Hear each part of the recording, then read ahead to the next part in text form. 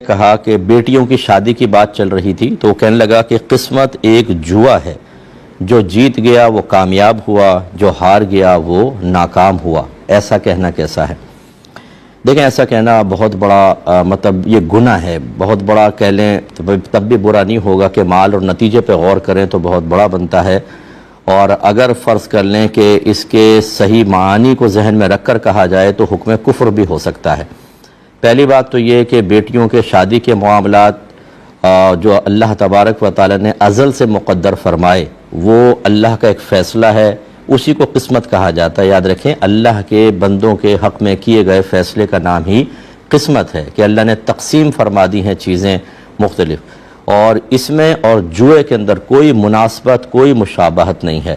یہ اللہ کی طرف سے ہے، جوا ہم انسان کھیلتے ہیں، اس میں اللہ تعالیٰ کی طرف سے جو کچھ ہے، ہدایت، گمراہی، نیکی، بدی، اسلام، کفر، اس میں ہمیں کچھ اختیار ہے، باقی کسی چیز میں کوئی اختیار نہیں ہے۔ وہ اللہ تعالیٰ نے فیصلہ فرما دیا، ہمیں اس کی رضا پر راضی رہنا ہے۔ جبکہ جوئے کے اندر ہمیں اختیار ہوتا ہے، ہم حرام چیز کو خود اختیار کرتے ہیں، دونوں طرف سے مال لگتا ہے، اور اس میں شرط یہ ہوتی ہے کہ جو جیت جائے گا وہ سامنے والے کا کل یا بعض مال لے جائے گا، اور ہارنے والا اپنے بعض یا کل مال سے محروم ہو جائے گا۔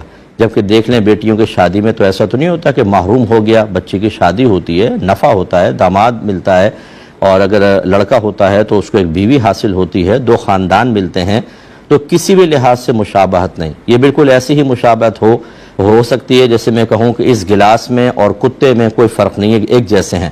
تو آپ کہیں کہ صاحب یہ کیا بات ہوگی، گلاس اور کتے میں کیا مناسبت؟ میں کہوں دیکھو، وہ بھی دنیا میں موجود ہے، یہ بھی دنیا میں موجود ہے۔ تو اس قسم کی باتیں کر کے کوئی مشابہت پیدا نہیں کی جا سکتی۔ تو ایک تو مشابہت نہیں ہے، کہنا ہی احمقانہ پن ہے، اور دوسری بات یہ ہے کہ جوا حرام قطعی ہے، یہ گناہ کبیرہ ہے، اگر حلال سمجھ کے کیا جائے تو کفر ہے۔ اللہ تبارک و تعالیٰ کے ازلی فیصلے بالکل عادلانہ ہوتے ہیں، اور فضیلتوں پر یا اللہ کے فضل پر مشتمل ہوتے ہیں، بالکل حکمت کے ساتھ ہوتے ہیں۔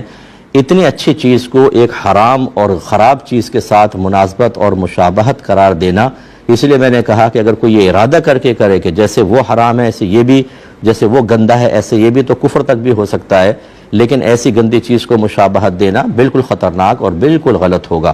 اس کو صرف سمجھانے کے لیے عرض کر رہا ہوں کہ کوئی یہ کہے کہ انسان میں اور کتے میں کوئی فرق نہیں ہے، کوئی کہے بھئی یہ کیا بات ہوگی، تو آپ کہیں دیکھیں اس کی دو آنکھیں، تمہاری بھی دو آنکھیں، اس کے پیر، تمہارے بھی پیر، وہ بھی کھاتا ہے، تم بھی کھاتے ہو، وہ سوتا ہے، وہ سوتا ہے، تو کتے میں اور اس میں کوئی فرق نہ ہوا۔ تو یہ ایسا نہیں ہوتا کہ یہاں تو مناسبت بھی نہیں ہے۔ اگر تھوڑی بہت ہی کوئی مشابہت یا مناسبت کسی چیز کی ہو، تب بھی ارذل چیز کے ساتھ کسی کو نسبت نہیں دی جا سکتی۔ کسی اعلیٰ چیز کو کسی ادنیٰ چیز کے ساتھ نسبت دیں گے تو بے ادبی ہے، برا ہوتا ہے۔ اس لیے ایسے شخص کو چاہیے کہ وہ اللہ تعالیٰ کی بارگاہ میں توبہ کرے، اور آئندہ اس قسم کے جملے محاورتاً بھی استعمال کرنے کی شرعاً اجازت نہیں ہوتی ہے۔